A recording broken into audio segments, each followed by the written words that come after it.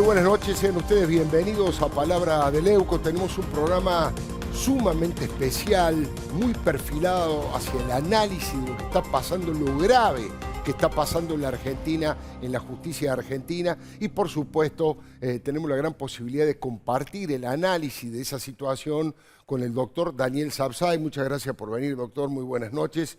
Es seguramente uno de los principales constitucionalistas de la Argentina, si no el mejor. Cualquier gobierno democrático y republicano lo podría tener como ministro de Justicia. Tranquilamente le sobra paño para integrar cualquier Corte Suprema de Justicia por su conocimiento, su pergamino, su trayectoria y su ética profesional. Enseguidita vamos a conversar con él, pero déjeme que le cuente cuál es mi postura desde el punto de vista editorial.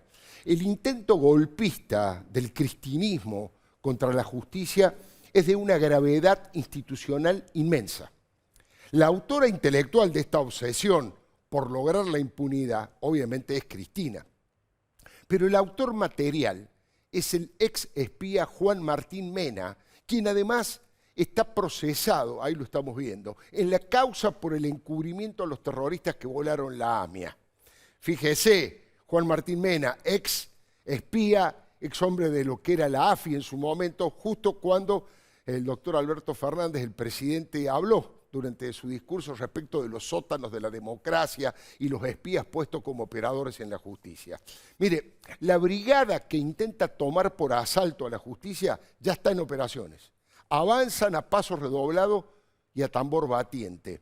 Ese pacto de impunidad, ese pacto negro, es el ADN, el núcleo duro de coincidencias del matrimonio político por conveniencia que celebraron Alberto y Cristina.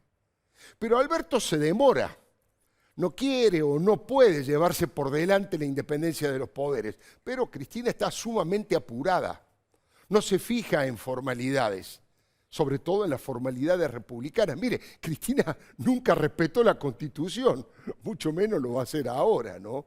La doctora Elisa Carrió, podemos ver lo que dijo en su momento, ella se mostró con mayor firmeza en la resistencia activa y pacífica a semejante atropello.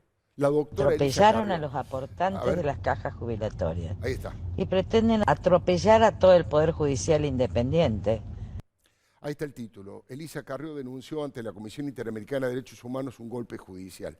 Minutos antes de dejar de ser diputada, denunció, como veíamos directamente y sin eufemismos, un golpe institucional.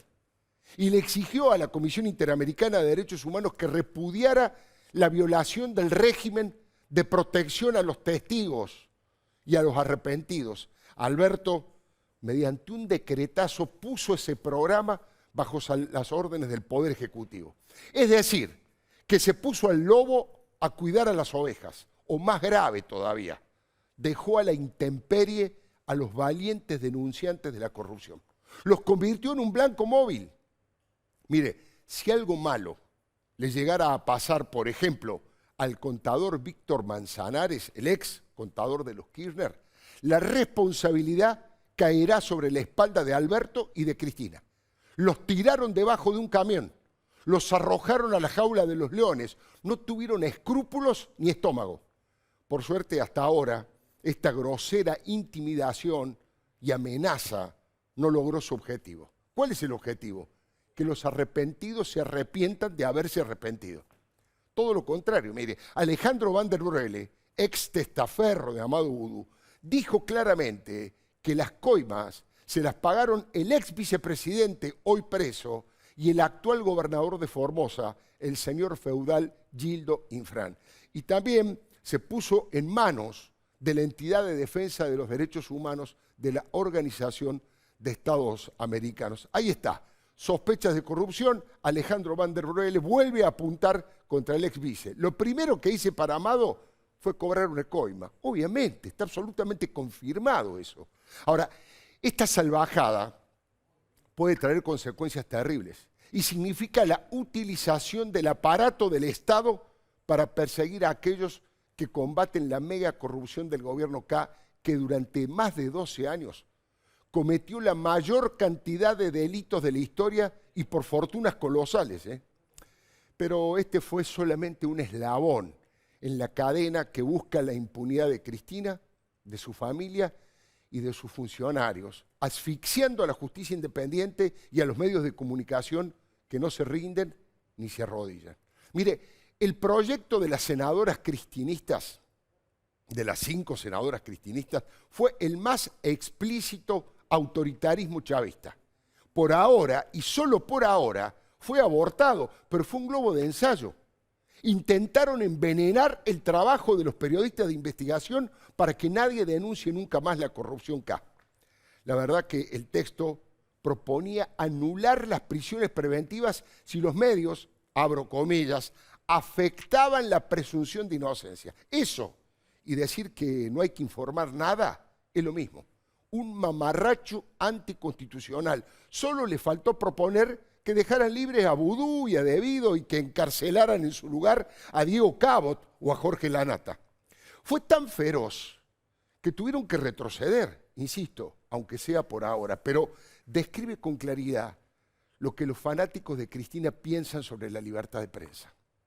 Lo mismo que los venezolanos de Nicolás Maduro y sus socios cubanos. Pero el plan impunidad para todos y para todas tiene infinidad de alternativas. El eje central es colonizar definitivamente a la justicia. Esa es la idea, colonizar definitivamente a la justicia, ponerle camiseta partidaria, transformar a los tribunales en unidades básicas K.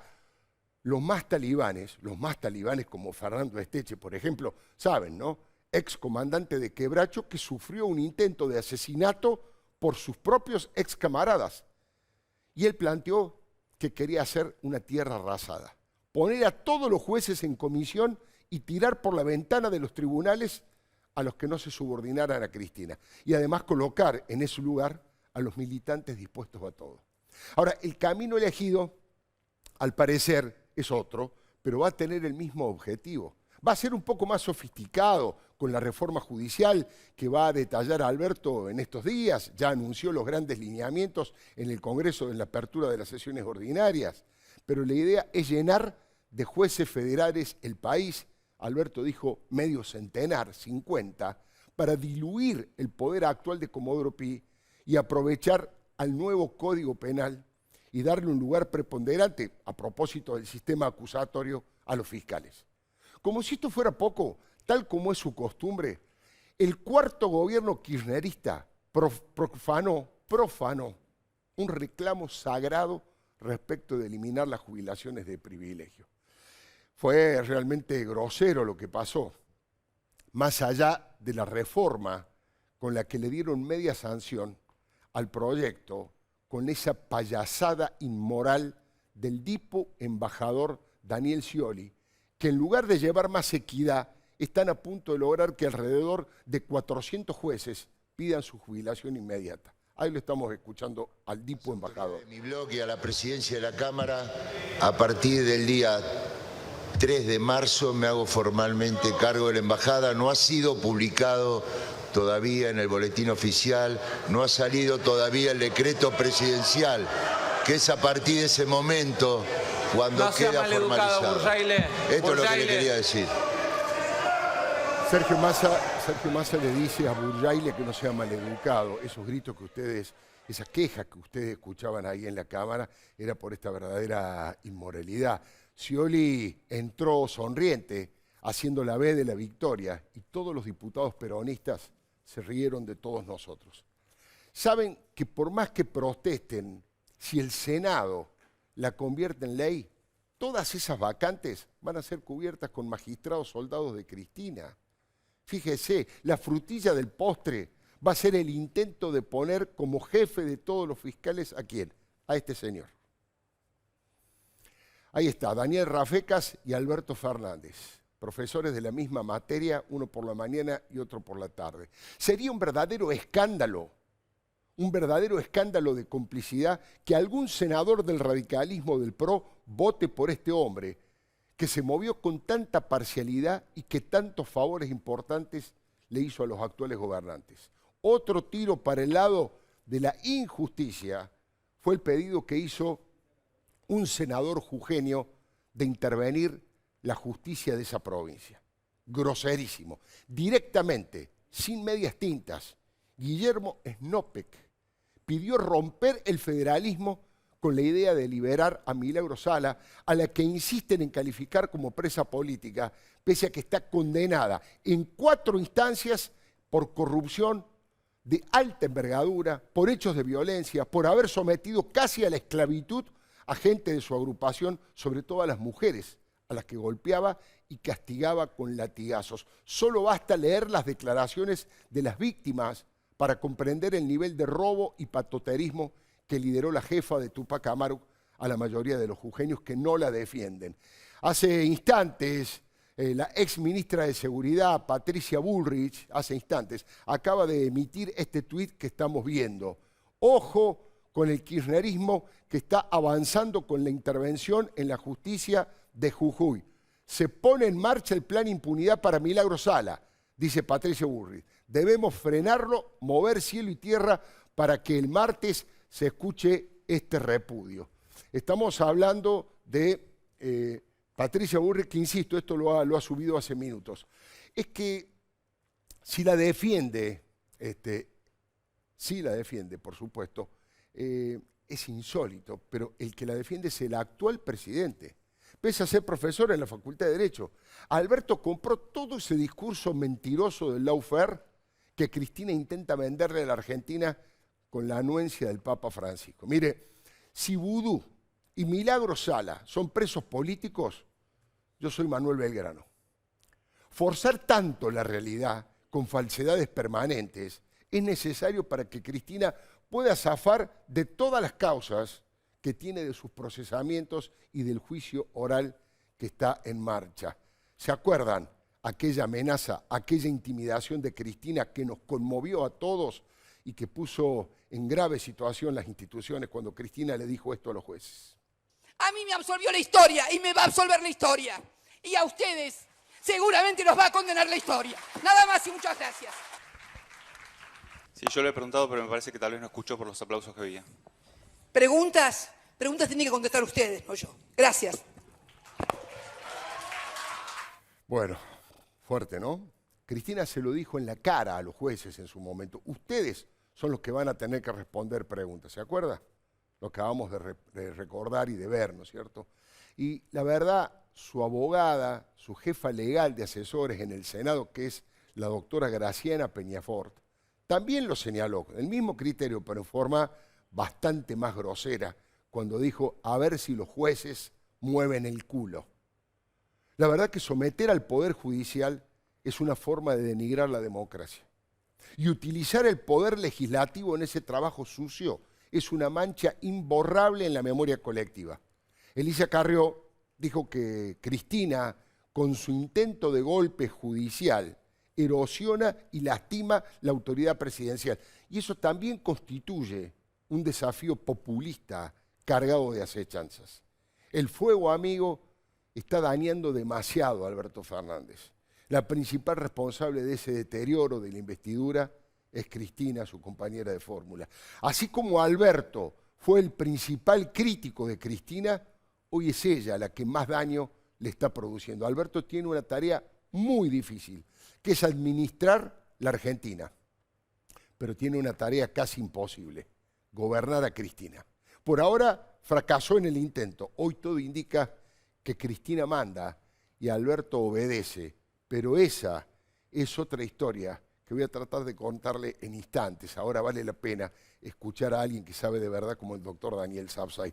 Bueno, de todo lo que se ha expresado alrededor de la reforma judicial, alrededor del tema de los impuestos, ¿qué es lo que más le preocupa? ¿Qué es lo que le parece más grave e inquietante, doctor Sapsay? Bueno, a mí me parece que es importante hacer un balance de lo que el presidente dijo en la apertura de las sesiones ordinarias del Congreso, porque esbozó un plan en materia judicial. Claro. Digo esbozó porque no conocemos los proyectos, es decir, la letra chica. Claro. De lo que él expresó, en principio uno no puede sino estar de acuerdo. Claro, por ejemplo, sí, hablar de descentralizar el poder enorme de Comodoro Pi, que nos hemos cansado de decir claro. que era una aberración, solo en 12 jueces, eso hacía mucho más pesadas las causas. Es cierto. Ahora, ¿cómo se va a materializar? Claro. No sabemos. Sabemos que de los 60 jueces nacionales, es decir, los jueces locales en lo penal de la capital, Sí. habría 30 que se convertirían en jueces federales en lo penal.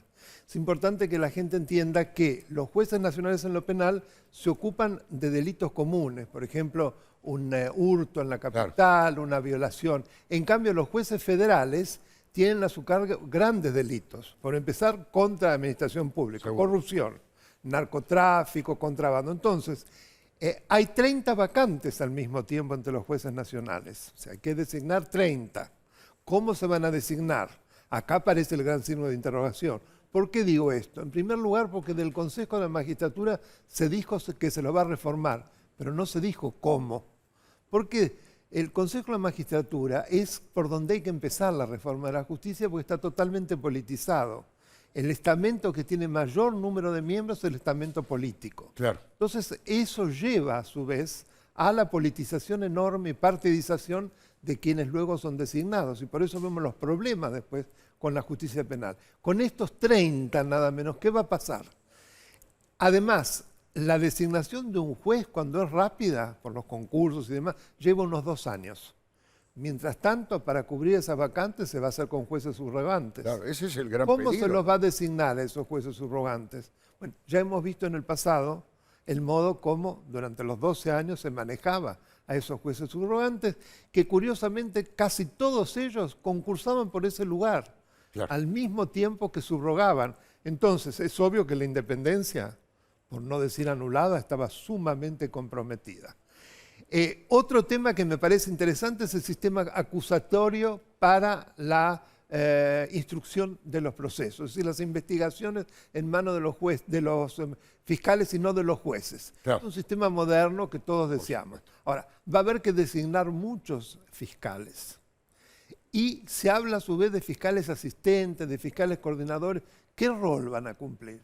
¿Cómo se los va a designar? ¿Quién va a ser el procurador general que en gran parte va A tomar las manejar la decisiones? batuta de todo esto? Entonces, lo que en el título y en la idea no podemos sino apoyar, nos lleva al mismo tiempo a tomar un compás de espera, porque la concreción puede ser peor el remedio que la enfermedad. Claro, esa es un poco la preocupación que yo planteaba en la columna editorial. Sin duda. Una cosa son las formas que se han anunciado, que por supuesto, incluso en el régimen jubilatorio, Sí. evitar privilegios también es algo, un avance y es positivo, pero ahora si el objetivo es que se vayan prácticamente los jueces y que en su lugar pongan a jueces amigos, o que en este caso, como decía usted, digamos, las vacantes, tanto de los fiscales en el sistema acusatorio como de los jueces, sean jueces subrogantes, amigos del gobierno. En realidad la situación va a ser infinitamente peor que la de ahora, aunque formalmente esté distribuido de otra manera el Sí, poder. no, coincido totalmente. Es una hipótesis, Claro. pero son hipótesis muy válidas. Claro, claro. Porque además, en la designación de los jueces, se necesita el acuerdo del Senado después. El último paso es el acuerdo del Senado. Claro, ¿Quién es la presidenta del Senado? seguro. O sea, las acechanzas son muy grandes, más allá de lo que sería el deseo, yo quiero pensar que es cierto, del presidente de hacer una justicia más transparente, de salir de los sótanos, de los servicios, de los espías, lo que se contradice con lo que usted comentaba en la editorial sobre Mena. Claro. Si queremos salir de esos sótanos, ponemos a esta persona para cuidar a los testigos protegidos, bueno, evidentemente es sumamente contradictorio. Y después el otro tema, que es una ausencia en el discurso y que me llama la atención que casi no se ha comentado, de corrupción no se habló. No pronunció la palabra corrupción. No se habló. Tampoco dijo, por supuesto, como corresponde a esta necesidad de tener una justicia independiente y Flagelo. no politizada, deberían continuar los juicios. ¿Qué cree que puede No, pero pasar además con los hay- juicios de Cristina, con lo de su familia, con lo de sobre todo con los que ellos denominan presos políticos, con Debido, con Amado Vudú? ¿Usted cree que finalmente le van a encontrar la vuelta para liberarlos? Yo veo que hay una resistencia de una gran parte de la sociedad, inclusive una porción de quienes votaron la fórmula Fernández-Fernández, Sí, y que evidentemente el presidente, que es un político hábil, esto creo que lo lee. Y por lo tanto, creo que la reforma y la dilución en 60 jueces, lo que ahora son 12, no sé si lo que más le gustó a Cristina, claro. sinceramente. Claro. Porque influir sobre 60 no es tan fácil como influir sobre 12. Entonces, se la veía muy enojada el otro día. Sí. No estaba satisfecho. O sea, que hay estaba cosas- fastidiada seguramente por varios No era evidentemente lo que ella pretendía. Además, esta vez no dijo nada de lawfare. El Claro. presidente ni de presos políticos. No, lo había ni de dicho guerra. antes, ¿no? Lo había dicho antes. Claro. Pero fue sumamente moderado esta vez. Sí. Lo que aplaudo. Espero que los hechos demuestren que esta moderación se concreta por ese lado y que la enorme presión que viene por el otro lado no sea la que triunfe. Claro. Porque si no, estamos sin instituciones. Y el proyecto de intervención a Jujuy creo que es de una gravedad extrema, porque si ha habido una institución que ha destruido el federalismo en la historia, es la intervención federal. Mira, hace pocos días en La Nación escribió un gran artículo Antonio María Hernández, Sí, cordobés. coterráneo, gran constitucionalista del federalismo en Argentina, y él señala precisamente una alerta de además una institución que es uno de los grandes, beneficios desde el 83. Ha habido solo 7 intervenciones federales, Claro. cuando en la historia ha habido cerca de 150. O sea, que era un balance muy positivo. Si ahora se va a intervenir solo para intervenir el Poder Judicial, que no tiene precedentes. Es No hay decir, antecedentes de una de intervención. intervención solo al Poder Judicial no la hay. Sería realmente escandaloso. Escandaloso. Además, le digo, de las 4 condenas que tiene Milagro Sala, una Está confirmada por la Corte Suprema. confirmada por la Corte y además hay una que los jueces y la causa son anteriores al gobierno de Gerardo Morales, fueron el gobierno anterior de Eduardo Ferrer. La O sea, mayoría de los jueces, que además son una cantidad enorme que la han juzgado, fueron designados, como usted bien dice, por el anterior gobernador, Claro. no por el actual, que ha reelegido. Con lo cual, evidentemente, son todas acusaciones falsas. Ella tiene un gran beneficio, que a pesar de la gravedad de los delitos de los que se la acusa y del delito que se la ha condenado, está en prisión domiciliaria. prisión domiciliaria. Esto es, creo que tiene poquísimos precedentes en una mujer, además que tiene una edad que no es la edad que lleva a la prisión, domiciliaria. O sea que ya es privilegiada. subrayo esto de Milagro Sala y recuerdo algo que le dije durante la columna, que era una información que ocurrió hace menos de media hora. La ex ministra de Seguridad, Patricia Bullrich, ha tuiteado: alerta que ya está en marcha el operativo, ahí estamos viendo el tuit, está en marcha el operativo de impunidad para Milagro Sala y la muy probable intervención a la justicia jujeña. Esperemos que no se concrete, no solamente por el rechazo de la opinión pública, sino porque, bueno, lo que estaba diciendo recién el doctor Daniel Salzay, no hay antecedentes de una intervención solamente del Poder Judicial y además con el único objetivo explícito, sin ningún tipo de motivo, porque funcionan los poderes naturalmente, Jujuy, solo para liberar a Milagro Sala. Sería Bueno, un inmenso retroceso. Y yo me pregunto si los senadores que representan las provincias se van a animar, en su mayoría, a dar un paso tan contrario a los intereses de las provincias. claro, que Y podría no- después ir en contra de sus propias Pero provincias. ¿no es cierto? exactamente, pone una fragilidad inmensa a la autonomía de las provincias y a lo que es el poder por esencia que hace la autonomía, que es la justicia. Claro. Ahora vamos a seguir conversando, doctor, ¿Cómo no? pero Con mucho gusto. tengo un deber profesional que es saludar y agradecer a mis compañeros de TN que me reemplazaron durante mis vacaciones. Carolina Amoroso, ¿cómo te va, Carolina? Gusto estar aquí, Nacho, bueno, un gustazo realmente tenerlos aquí a los dos y públicamente les quiero agradecer porque han hecho un trabajo fenomenal, me han dejado el barco tranquilamente funcionando, así que les agradezco de verdad. También a Nico Wiñaki, que está un poquito pachucho, está un poquito enfermo, aunque sale, ahora lo vamos a saludar también. Pero los quiero aprovechar periodísticamente. Ustedes vienen de cargarse de información importante los dos. Primero, Carolina, haceme un pequeño resumen de lo último que ha ocurrido con el coronavirus aquí en la Argentina. ¿Qué es lo último que ha pasado con este paciente que ustedes nos pueden dar como información? Bueno, para ponerlo en contexto, se detectó en efecto el primer caso de coronavirus en un argentino. Es una persona que venía de un viaje a Italia, estuvo en el norte de Italia. Bien sabemos que Italia es uno de los 5 países de libre circulación del virus, es decir, no ha sido contenido, sino que en el norte de Italia se registraron muchísimos casos.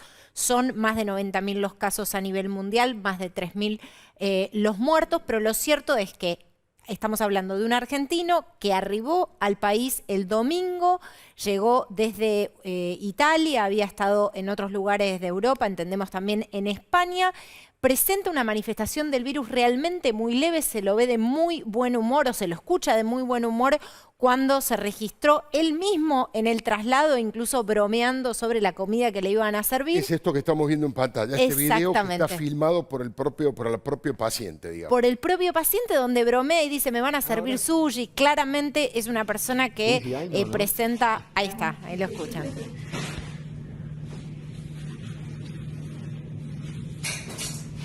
No sabe a qué hora me traen comida, ¿no?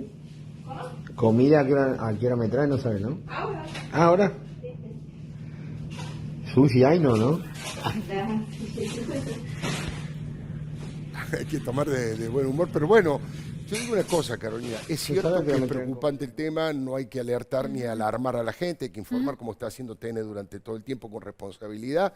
Es algo que, según las últimas informaciones, está cayendo día a día la cantidad de contagiados y además hay que decir que el nivel de mortalidad es muy bajo y en muchos casos es menor que una gripe común. ¿Es así? ¿No es cierto? Es así, todos los expertos así lo indican, por eso es importante mandarle este mensaje a la gente. El barbijo está indicado solamente para aquellos que presenten síntomas, así que bueno, esta especie de pánico que muchas veces se genera a partir de, por supuesto, encontrar el coronavirus en todos los portales del mundo, hay que bajarlo un poco, ponerle una dosis de racionalidad y sobre todo de información de calidad de la mano de fuentes, expertos. En este caso nosotros invitamos a muchos infectólogos, pero es importante porque en tiempos de fake news también resulta también vital el rol que ejerzamos los medios de comunicación para despejar cualquier tipo de pánico, ¿no? Nacho Otero, bueno, gran investigador, un periodista de lujo. Muchísimas gracias también, Nacho, por supuesto.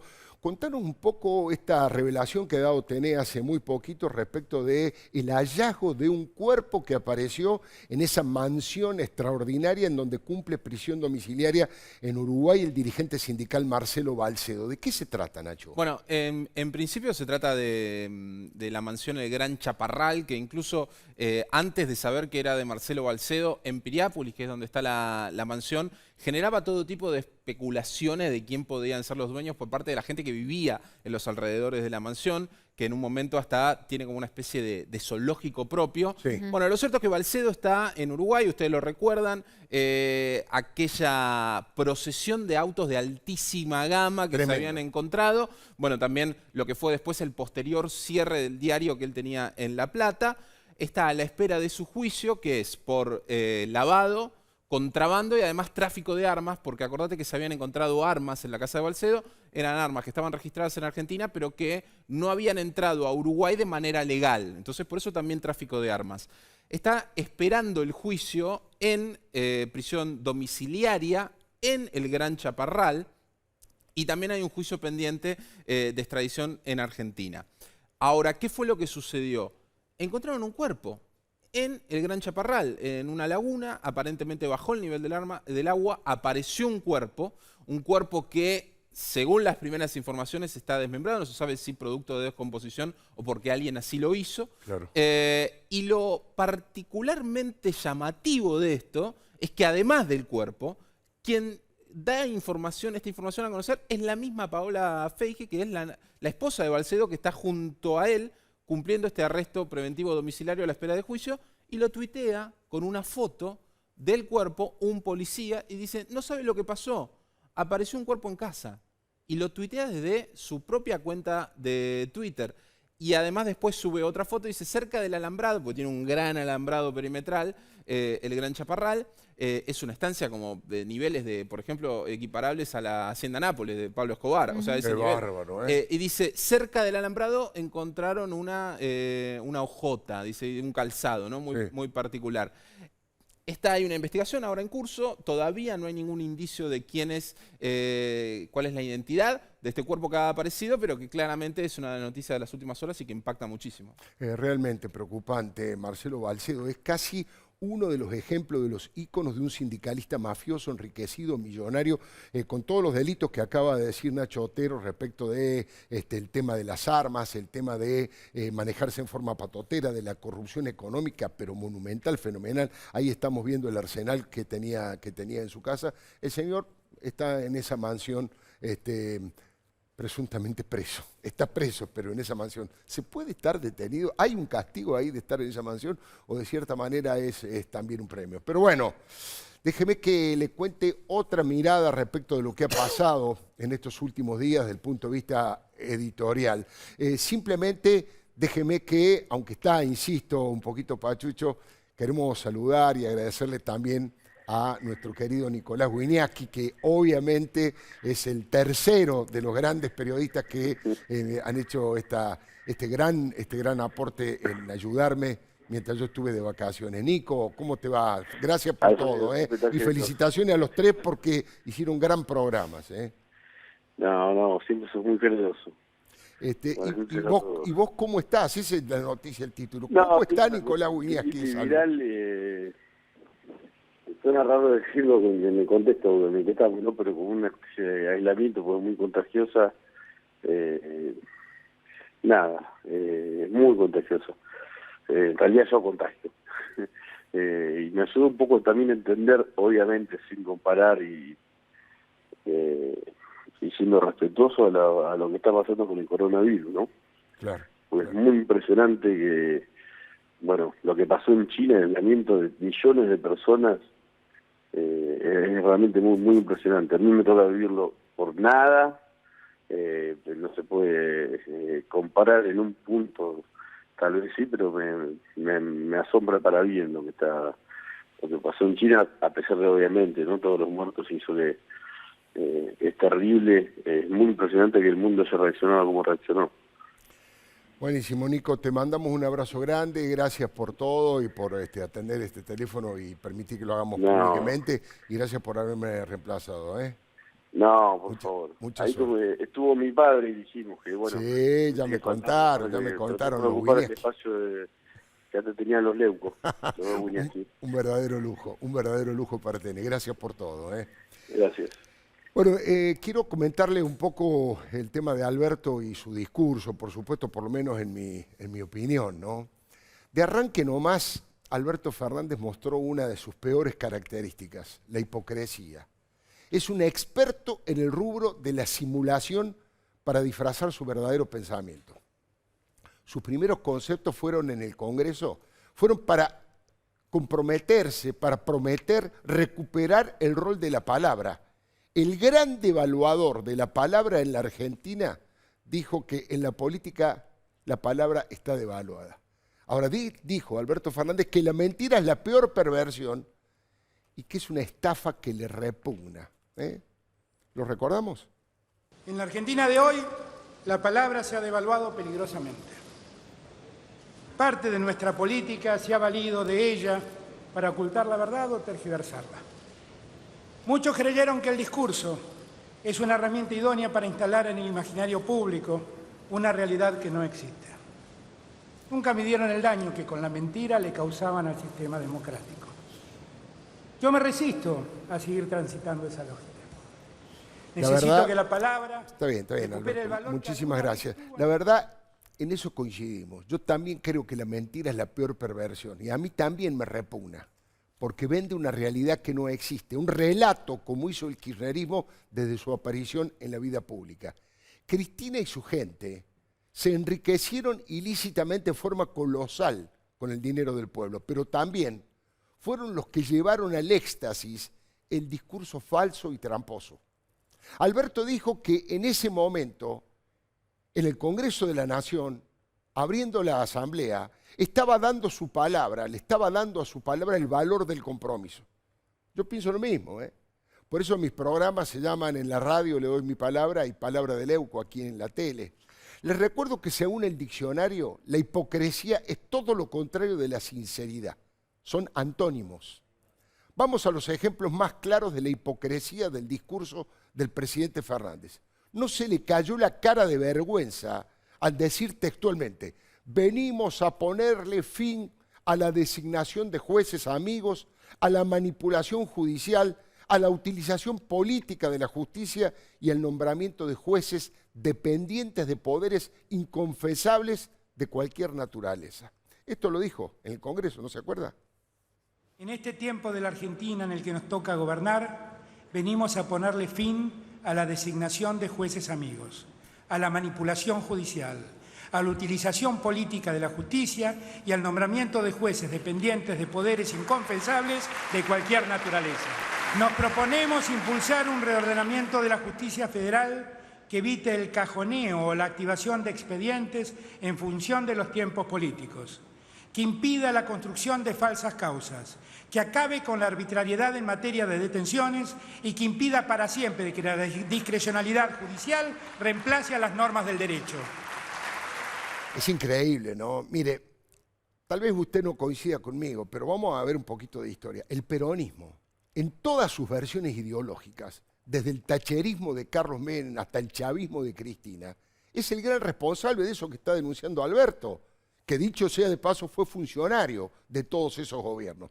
Desde el regreso de la democracia han tenido mayoría en el Senado de la Nación y por lo tanto el poder de veto y la capacidad de designar a todos los jueces. Desde el feudal Vicente Leoni de Saadi hasta la actualidad se han cansado de nombrar amigos, jueces amigos, militantes, se han cansado de manipular la justicia para utilizarla políticamente.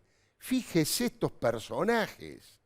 ¿Para quién jugaron los nefastos Norberto Yarvide, Carlos Liporace, Eduardo Freiler, Carlos Rosanqui, Jorge Ballesteros, entre otros, por solo nombrar a los más tristemente célebres? Pasa exactamente con lo mismo, pasa lo mismo con lo que Alberto definió como los sótanos de la democracia.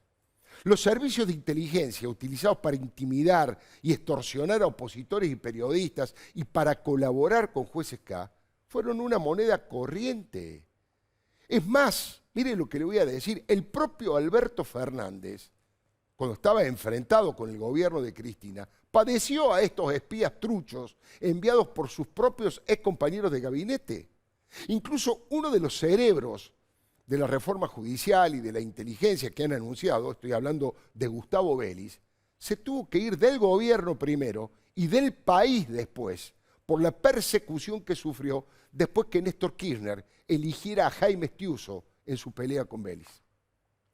Yo digo, aunque sea una autocrítica mínima, tal vez muy pequeña, si Alberto hubiera solucionado el tema fácilmente, podría haber dicho algo así.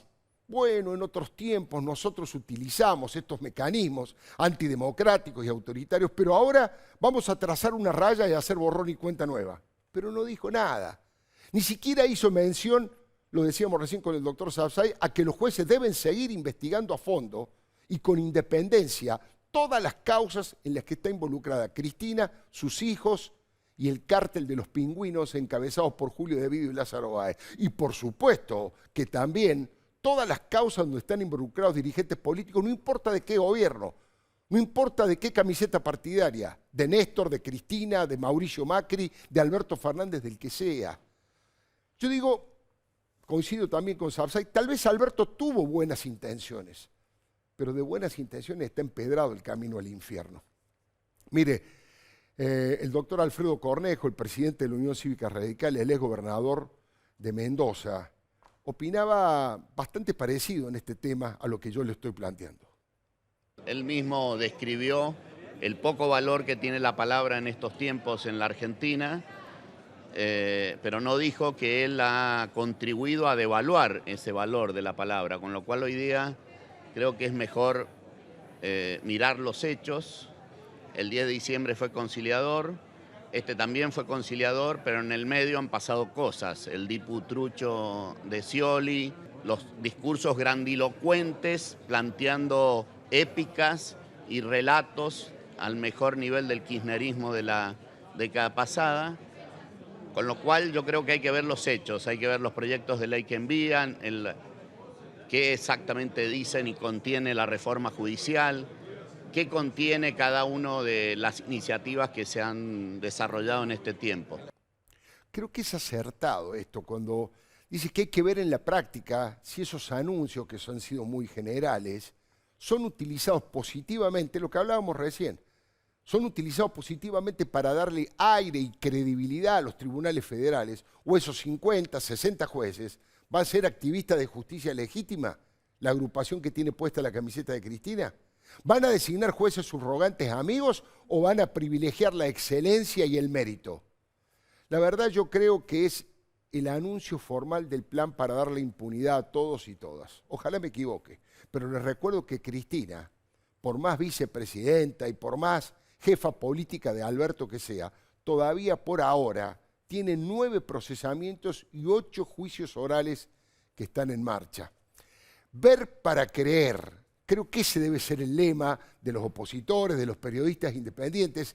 Es lo que se acuerda en su momento, le dijo Néstor Kirchner a George Bush mientras le apoyaba afectuosamente su mano en la rodilla: somos peronistas, nos tiene que juzgar por lo que hacemos y no por lo que decimos. La verdad fue un gran, digamos, una gran verdad de Néstor Kirchner y también un sincericidio, ¿no? A las palabras se las lleva el viento y Alberto fue el crítico más feroz que tuvo Cristina. Hemos escuchado decenas de audios y hemos visto cantidad de videos donde el actual presidente habla pestes del actual vice. Pregunto entonces, ¿eso es darle valor a las palabras o devaluarlas? ¿Eso es pragmatismo o darse vuelta como un panqueque para llegar al poder? Fíjese lo que pasó. Hace una semana, Página 12 publicó una nota titulada, ahí le estamos viendo, inédita convocatoria a investigadores del CONICET para gobernar. Y daba la lista de los científicos, entre comillas, que asumieron con cargos en la gestión del oficialismo. Y entre los científicos incluyeron insólitamente a Axel Kicillof, a Daniel Filmus. Ahora, sí entran en esa categoría tan subjetiva Diego Golombek, Sabina Frederick o Roberto Salvareza. Pero con eso solo a Alberto le alcanzó para decir que el suyo es un gobierno de científicos y no de CEOs como el gobierno de Macri. Por lo menos una exageración. En el discurso escrito que tenía Fernández no decía eso, decía textualmente: tenemos un gobierno con científicos, pero a la hora de hablar Alberto Fernández se entusiasmó y dijo: este gobierno es un gobierno de científicos, no con científicos. Insisto, ¿eso es revaluar la palabra o puro jueguito para la tribuna? Así lo planteaba Alberto. Tengo el orgullo de haber convocado al gobierno a numerosos científicos y científicas de Argentina. Somos un gobierno de científicos, no de CEOs. Somos un gobierno científico y no de CEOs. La verdad, el valor de la palabra es contradictorio con la biografía de Alberto. Es contradictorio. Eso lo dijo el diputado radical Facundo Suárez Lastra. ¿Cuál Alberto habló?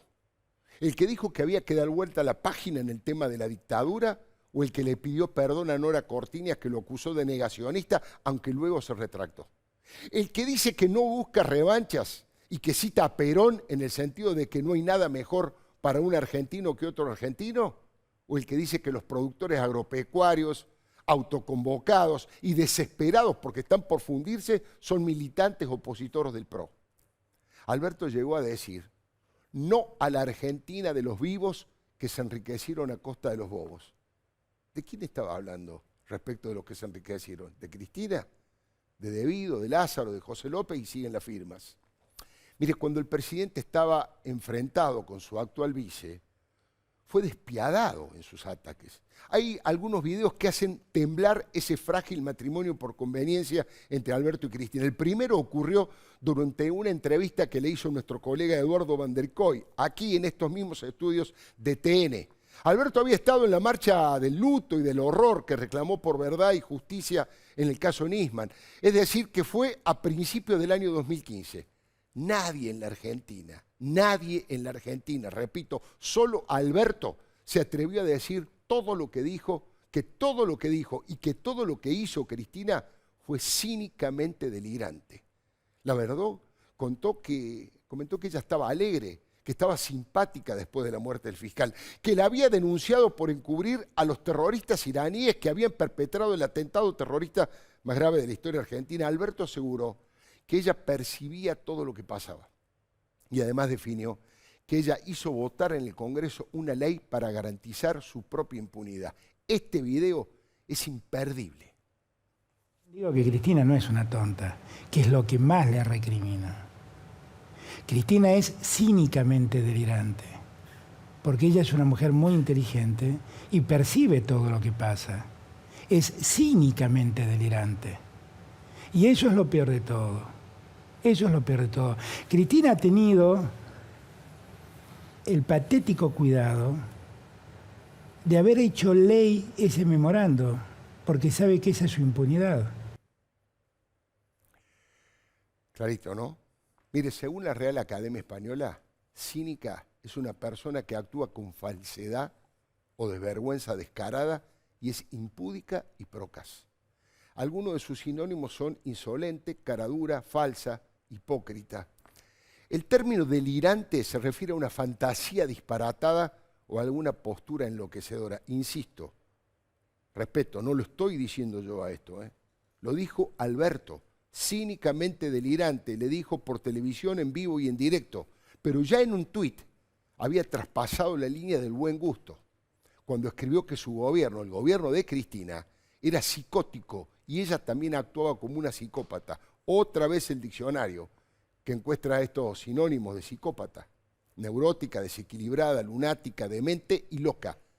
Otra vez, lo tengo que aclarar sin lugar a dudas, no es mi opinión, Esto lo dijo Alberto Fernández, no lo dice este humilde cronista, lo dijo el presidente de la nación actual, ¿no? Fuerte, ¿no? Agresiones de alto calibre. Otro tuit decía: no estoy a la altura de Cristina, no suelo vivir en la fantasía de los soberbios. Es penoso como ella somete a las instituciones. Vuelvo al discurso en el Congreso respecto de no influir sobre los jueces y no utilizar a los servicios. Ella somete a las instituciones. A Néstor lo acompañé, dijo Alberto, pero con Cristina es imposible. Hace menos de 5 años, Alberto dijo que nadie creía en la Argentina que Nisman se hubiera suicidado, que la primera que no lo cree es Cristina.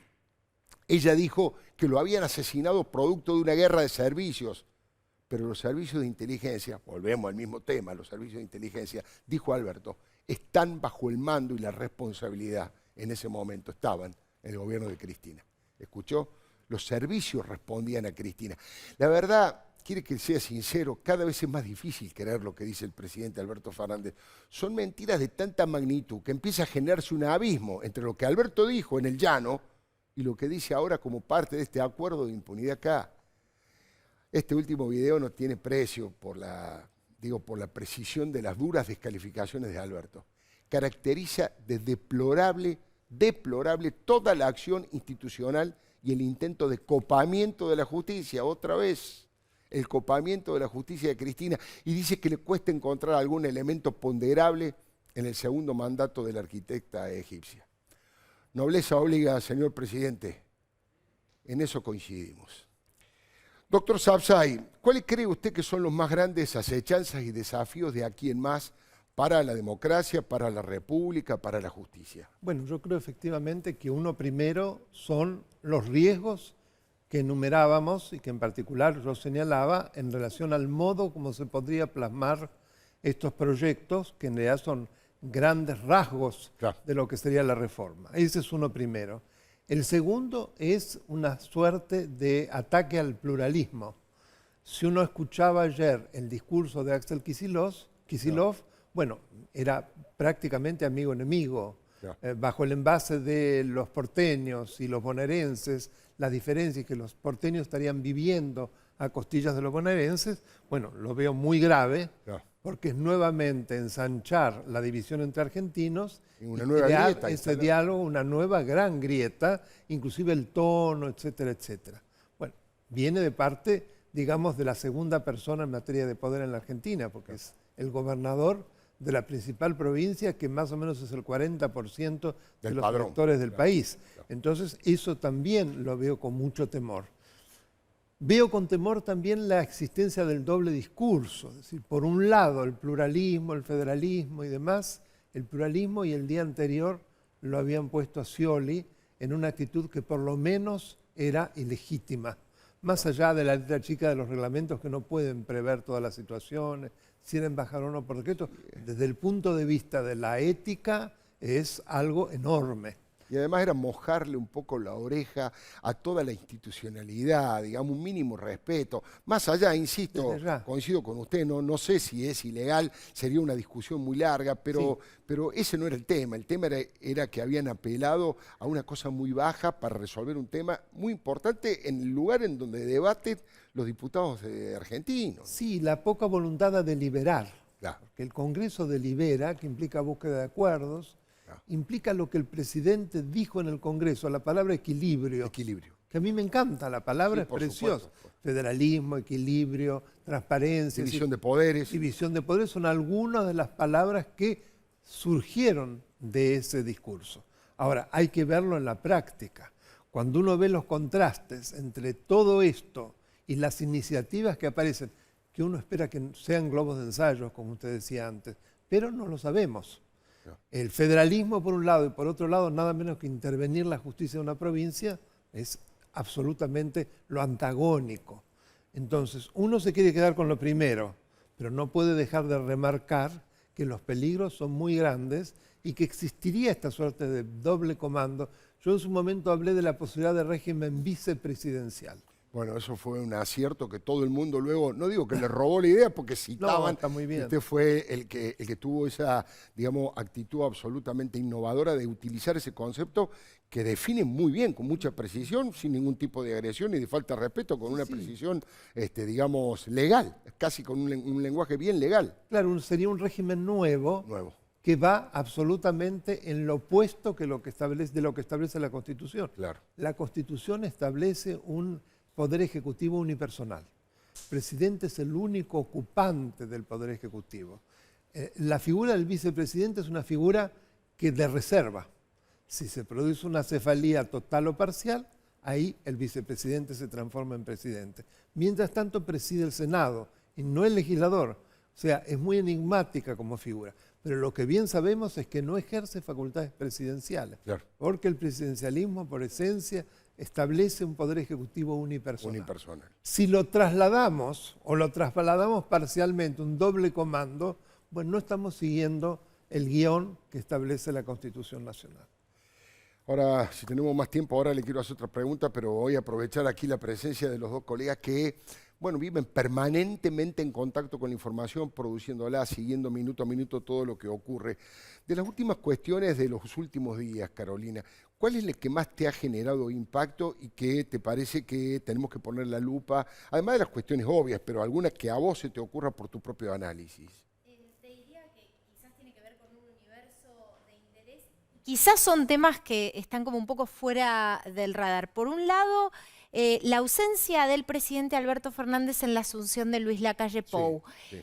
Un Luis Lacalle Pou que llamó a dejar de lado las ideologías. Me parece que este mensaje fue bastante direccionado a su par argentino porque, hay que decirlo, en la región él está bastante alineado con la visión que puede tener sobre el bloque Jair Bolsonaro o la visión que puede tener Mario Abdo Benítez de Paraguay, que por cierto tiene muy buena salud, sus variables macroeconómicas. Pero me parece que aquí le enviaron un mensaje. Dio un poco de pena no ver al presidente argentino, independientemente de que había apoyado al candidato del Frente Amplio, en la asunción de un presidente de Uruguay. Es verdad que coincidió con la apertura de sesiones ordinarias, pero también es verdad que luego vimos al presidente en Vélez, ¿no? Esto generó cierta... de Vélez y Argentino Junior, ¿no? Exactamente, esto generó, digamos, cierto cuestionamiento, cierto interrogante respecto de cuál va a ser la posición de la Argentina con respecto a la integración regional y en el marco también de muchas indefiniciones con respecto a un tema central en la agenda latinoamericana que tiene que ver con el conflicto venezolano.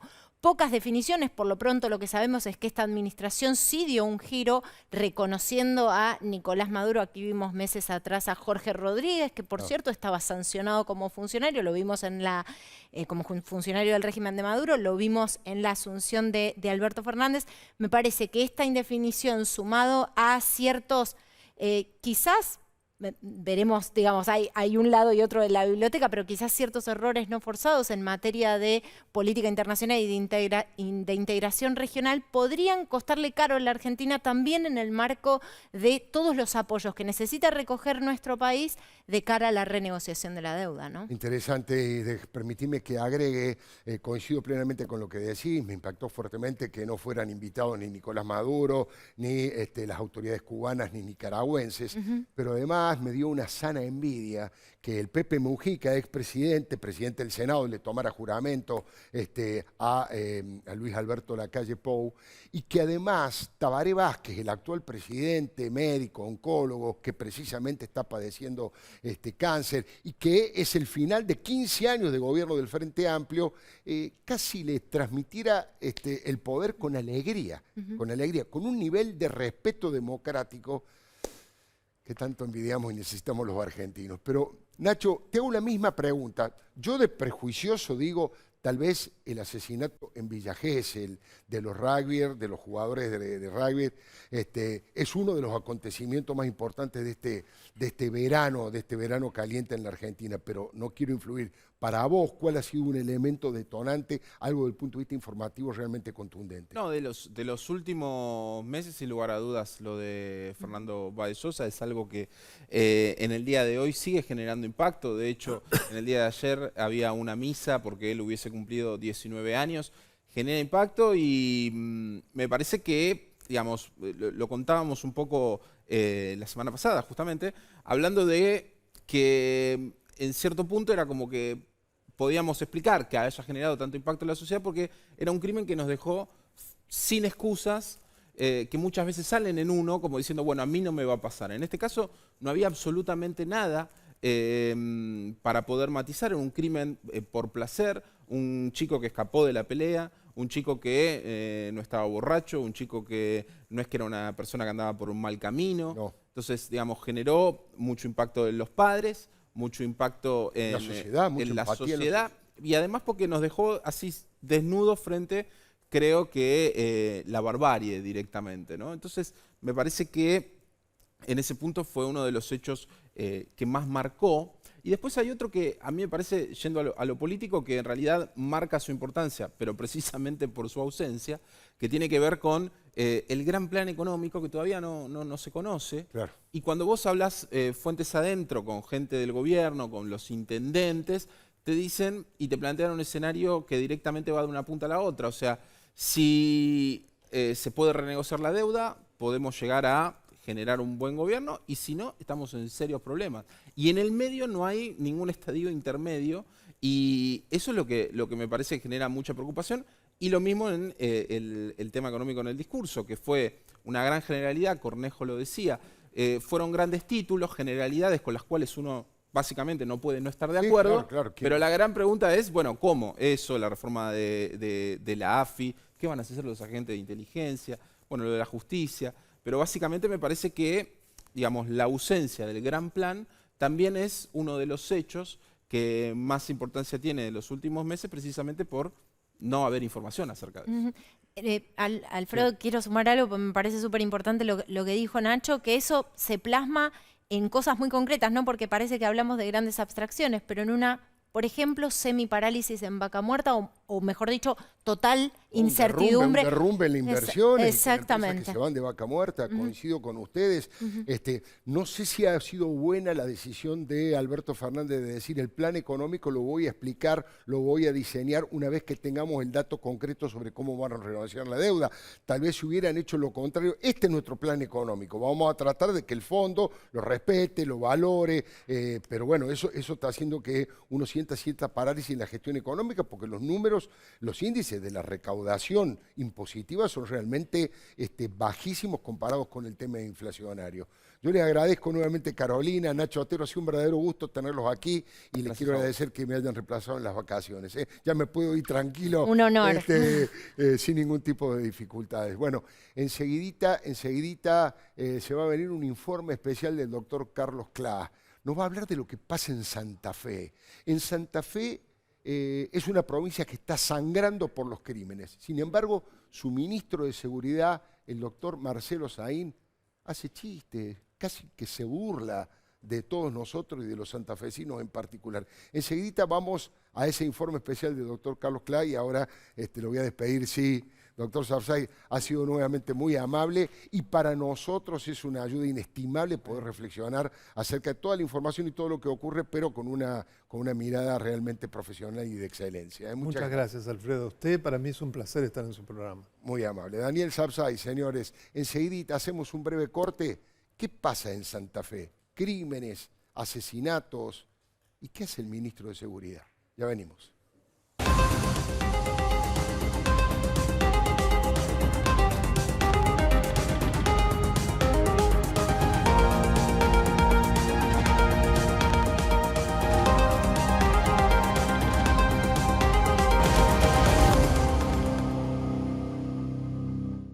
Conocemos las dificultades que enfrenta tu pyme. Por eso en Adrián Mercado propiciamos el Compre Nacional. Adrián Mercado, energía humana al servicio de la industria.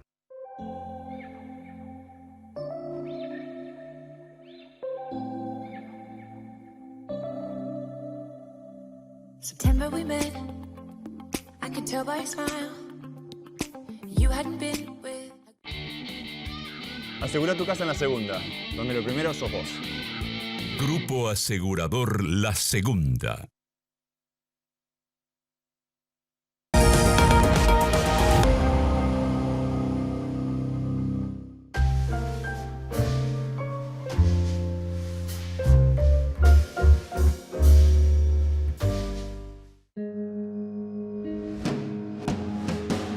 Prevención Retiro es prever tu futuro ahora.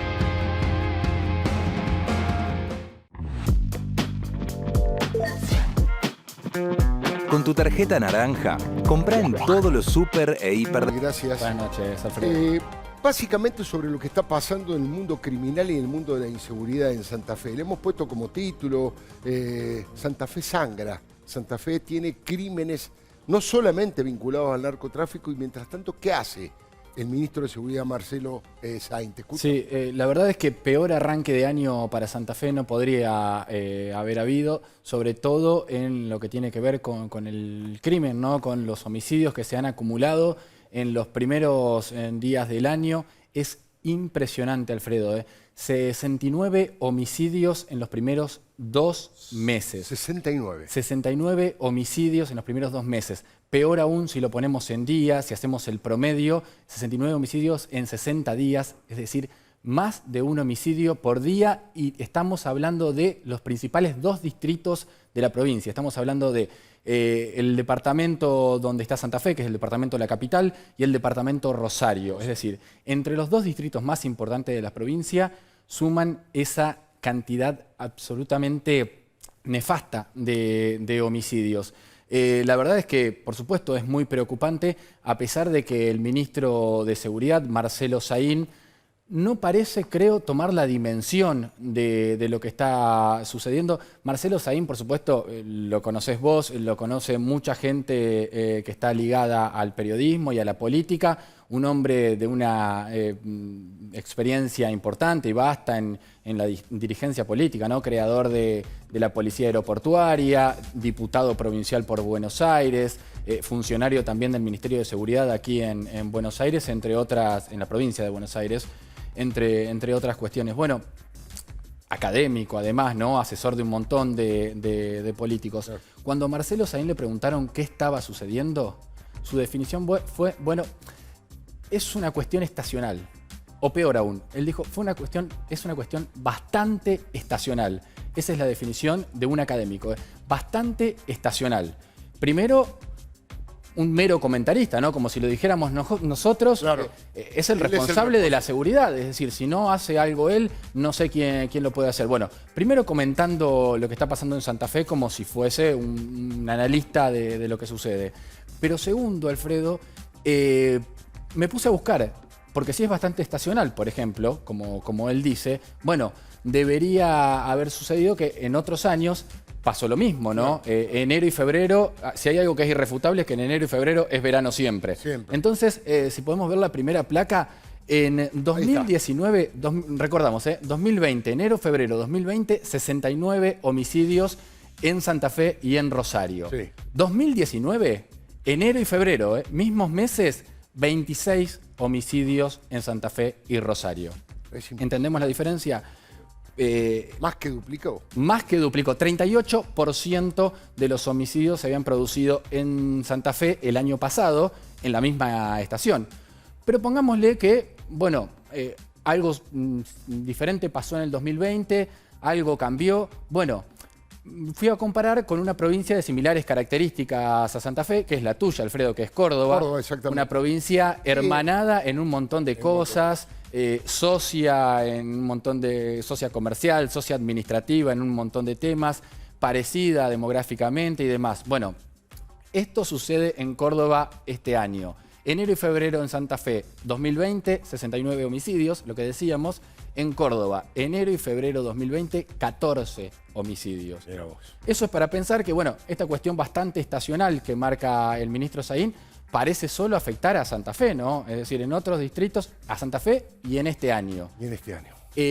Lo preocupante es que Saín, que lleva, digámoslo, 3 meses nada más en la gestión, asumió con Omar Perotti en diciembre, no es el único exabrupto que cometió. Esto de decir bastante estacional. Esto de bastante estacional no es el único exabrupto que cometió. De hecho, ha trascendido más sus cuestiones polémicas que sus planes para... Su gestión para su dar gestión, seguridad a la claro. provincia. La verdad es que no se sabe tanto de sus planes como de sus polémicas. A ver, en solo 3 meses dijo que los rosarinos creían que vivían en un cantón suizo. Dijo que los santafesinos pagaban por una policía congoleña y querían una policía sueca. No. Bueno, esto que decíamos, ¿no? Esto que sumábamos de bastante estacional. Y creo que lo que más rebote tuvo y lo que más produjo una indignación, y ahora lo vamos a ver, es que en una entrevista que hizo acá en un canal porteño, le dijeron, bueno, gracias por venir. Y él dijo, no, ¿sabes que me vengo porque allá me cagan a tiros? El ministro de Seguridad dijo, me vengo de Santa Fe porque allá me cagan a tiros. Un nivel de frivolidad, pocas veces viste, en un tema tan delicado como es la seguridad del Estado, como son las muertes que se producen y como es el miedo o la sensación, el miedo permanente que suelen tener los pobladores frente a estos números que vos estás diciendo, pero 69 crímenes en 2 meses. ¿Sabés que yo pensaba algo? Decía, imagínate un familiar de una víctima de estos 2 meses, claro, ¿no? Escuchar que el ministro de Seguridad dice, no, yo me voy porque allá me cagan a tiros. Como si todos tuviesen la oportunidad de salir de Santa Fe para resguardar su seguridad, cuando en definitiva Santa Fe, la capital que era conocida como Santa Fe la Cordial, por ejemplo, vive esta realidad. ¿Querés que veamos alguno de estos exabruptos? Ahí está. Esto es habitual durante los meses de enero y febrero, los años donde enero y febrero cayó un poco esta tasa de homicidios, fue el año 2014, 2015, es algo bastante estacional en esta época del año. Yo creo que hay un nivel de violencia enorme en la sociedad rosarina. Yo creo que la sociedad rosarina se siente que vive en un cantón suizo y vive en Rosario. Y Rosario hace muchos años que viene padeciendo esto. Marcelo, te quiero agradecer personalmente que hayas venido hasta aquí. Sabemos que estás trabajando y mucho. Aprovechamos que has venido aquí a la Ciudad de Buenos Aires, estás trabajando en la provincia de Santa Fe. Allá me cagan a tiros. Bueno. ¿De quién se ríe? ¿De qué se ríe el ministro? Sí, grave. Un pequeño comentario, discúlpame, que me llama la atención. A Saín lo conozco, sé que es un hombre bastante vendehumo, que no ha tenido buena gestión en ninguno de los lugares donde estuvo, pero sabe venderse como si realmente hace como que supiera el tema de seguridad. Lo que me preocupa, porque yo tenía una imagen bastante correcta del gobernador, de Perotti, ha sido un buen intendente, corregimos si me equivoco, pero Rafaela fue un buen intendente. Me extraña que lo haya convocado y que no haya encontrado dentro de la provincia de Santa Fe algún experto que realmente sepa de seguridad y que viva en la provincia y que conozca profundamente la provincia, ¿no? Bueno, hasta ahora no ha tenido definiciones Omar Perotti sobre su ministro Saín, más que algún respaldo un poco suave, pero solamente eso. En donde sí estuvieron enojados, no Perotti, pero otros ministros, es que en Santa Fe están buscando una ley de emergencia económica. Para eso, por supuesto, lo sabemos, necesitan pasar por la Cámara. Claro. Y necesitan el consenso. Sin duda. Bueno, en definitiva, cuando estaban tratando de negociar con las otras fuerzas, sobre todo con el socialismo y con Juntos por el Cambio, Saín salió a protestar y a decir que todo lo que pasaba tenía que ver con el socialismo y demás. ¿Y qué pasó? En el momento, claro, en el momento que estaban negociando, bueno, se fue para atrás, ahí hubo ciertos chispazos entre los demás ministros y Marcelo Saín. Pero bueno, un detalle que te quería remarcar de esto que él dice, bueno, me vengo a Buenos Aires. Hay versiones de la oposición, hay diputados de Juntos por el Cambio que dicen públicamente que sospechan, que tienen alguna certeza de que Marcelo Saín, el ministro de Seguridad de Santa Fe, no viviría en Santa Fe. Claro. Que Marcelo Saín lo que hace es ir los lunes para allá y volver los viernes para acá. Esto es lo que dice la oposición y lo que está investigando, porque si se comprueba, si se convierte verdaderamente en un dato riguroso, sería una polémica absoluta, ¿no? Un ministro de Seguridad en este momento de Santa Fe que no esté viviendo allá, sino que vaya y venga como si fuese un diputado, ¿no? Haciendo el camino inverso, los diputados que están allí en la provincia y vienen a sesionar acá y después se vuelven. Bueno, eso a la inversa podría estar haciendo Saín. Una cosa más, Alberto Fernández habló el domingo de mejorar la justicia federal de Santa Fe. El gobernador Perotti asentía varios de los anuncios que hizo Alberto Fernández. Que por supuesto estaría bien, por supuesto sería bueno para atacar la parte que tiene que ver con el narcotráfico, que es importante, sobre todo en Rosario, sobre todo en San Lorenzo, es decir, en Rosario y toda la zona. El problema es que acá no se trata solo de narcotráfico. Muchos de estos homicidios de los que estamos hablando caen en la justicia ordinaria. Claro. Entonces, estos que por ahora son promesas, habrá que ver si se vuelve real. Esto solo sería para lo que tiene que ver con el narcotráfico, que, repito, es un gran problema y es el gran problema de Rosario, pero no es el único. Así que tendrá que rever Alberto Fernández o rever toda la justicia si puede hacer algo más por Santa Fe. Y como decía, rever Omar Perotti si este es el camino que quiere para la seguridad en Santa Fe. Y si este es el ministro el que corresponde para una tarea semejante. Bueno, informe especial del doctor Carlos Clá, un aporte importantísimo para Palabra de Leuco.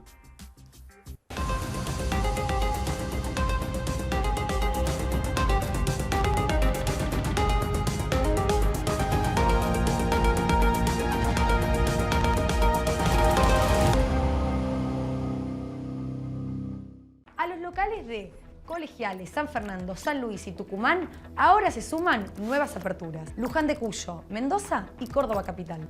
Comunidad Adrián Mercado. Unite al equipo. Los más exquisitos y auténticos sabores te esperan en cada rincón. Despertá tus sentidos en paisajes increíbles. Venite a San Juan.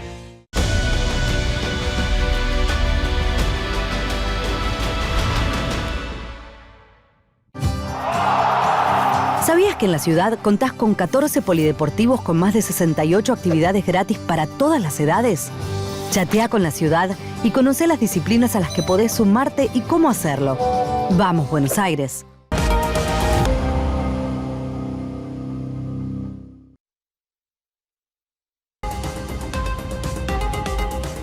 En el discurso del gobernador de la provincia de Buenos Aires, Axel Kicillof, abriendo las sesiones en la legislatura de la provincia de Buenos Aires, bueno, hubo varios elementos para destacar, varios en forma bastante negativa. Digo, primero, ausencia concreta de anuncio, no hubo ningún tipo de anuncio. Segundo, en la presencia había bastante poco intendentes, que una demostración del maltrato que sienten los intendentes por parte del gobernador, ese tono de, ¿cómo decirle?, de militante estudiantil combativo que tiene Axel Kicillof, pero hubo un fragmento del discurso de Axel Kicillof vinculado a una acusación que ya había hecho Cristina, una especie de tratar de instalar la idea que los problemas graves que hay en la provincia de Buenos Aires tienen que ver con una mala distribución de los fondos coparticipales, que los responsables son los porteños, es la ciudad de Buenos Aires la que por coparticipación recibe demasiados fondos y que presuntamente eso que le falta a la provincia lo tiene la ciudad y por lo tanto la provincia eso es lo que padece. Lo dijo de esta manera el gobernador Kicillof. Hay plazas colgando de las paredes de un lado y caminos de tierra y faltan cloacas del otro. Bueno, hay que ser solidario, hay que ser equitativo. Hay que ser solidario y equitativo, pero hay que ser sincero también y hacer un estudio y un análisis de por qué pasan las cosas que pasan. Por supuesto que en la provincia de Buenos Aires faltan cloacas, falta agua, hay caminos de tierra, hay una cantidad de necesidades básicas insatisfechas tremendas. Por supuesto que la pobreza es altísima y las dificultades de la falta de infraestructura es tremenda en la provincia de Buenos Aires. Pero el gobernador Kicillof debería mirar un poquito en el espejo del peronismo y del kirchnerismo. ¿Por qué digo esto? ¿Sabe por qué está pasando eso en la provincia de Buenos Aires? En la provincia de Buenos Aires, desde el retorno de la democracia en el año 1983, solamente hubo 2 periodos que no gobernaron hombres que vienen del peronismo, del justicialismo. Los primeros años, Alejandro Armendáriz, subido al huracán alfonsinista en el 83, gobernador Alejandro Armendáriz. Y en estos últimos 4 años, María Eugenia Vidal. Todo el resto del tiempo gobernaron peronistas. 28 años gobernó el peronismo en la provincia de Buenos Aires. Y en la otra ocasión, Cristina Fernández de Kirchner se quejaba respecto de lo que estaba ocurriendo en La Matanza y la cantidad de dinero que tenía la ciudad de Buenos Aires, que renovaba las baldosas para que brillaran, que hasta los helechos tenían agua y tenían luz en la ciudad de Buenos Aires. Insisto, responsabilizando el tema de los fondos coparticipables. La verdad, en La Matanza, en los últimos 36 años, solo gobernó el peronismo. Federico Russo, Héctor Cosi, Alberto Balestrini, Fernando Espinosa, la actual vicegobernadora Verónica Magario y de nuevo Fernando Espinosa. Ellos han gobernado y han gobernado con ineficiencia, con clientelismo, en muchos casos con corrupción administrativa y por lo tanto ese dinero que se fue a los bolsillos ajenos es, entre otras cosas, el que falta en la gente más humilde, más pobre, que tiene grandes necesidades básicas insatisfechas. Mire, vamos a hacer los números concretos. La ciudad de Buenos Aires recauda impositivamente el 25% de lo que recauda la nación. La ciudad va y le da a la nación 25% de toda la recaudación que tiene por, obviamente, las industrias, el comercio. La ciudad de Buenos Aires es una ciudad con un nivel productivo muy grande en todos los rubros. De ese 25% que la ciudad le da a la nación, ¿sabe cuánto vuelve a la ciudad por fondos coparticipables? El 3,5% nada más. El 3,5%. Y Alberto Fernández ya le ha dicho a Rodríguez Larreta que le va a sacar como mínimo el 1% de ese fondo coparticipable. Esto en dinero concreto, en plata contante y sonante, son 36.000 millones de pesos menos por año para la ciudad de Buenos Aires. ¿Es justo esto? ¿Es correcto? ¿Es responsabilidad de la ciudad de Buenos Aires que le falte tanto dinero a la provincia de Buenos Aires? ¿O es un dinero que se va por la alcantarilla de la corrupción, es un dinero que se ha malgastado en clientelismo puro en lugar de generar una construcción de dignidad como corresponde a una verdadera democracia? El presidente lo sabe, el gobernador de la provincia debería preguntárselo muy bien. La verdad, ahora Horacio Rodríguez Larreta está negociando, fiel a su estilo, está tratando de dialogar para que le saquen lo menos posible o no le saquen nada. Pero Alberto Fernández está decidido, mediante un decreto, a bajarle los fondos a la ciudad de Buenos Aires y eso se parece mucho a un castigo político. Ya venimos.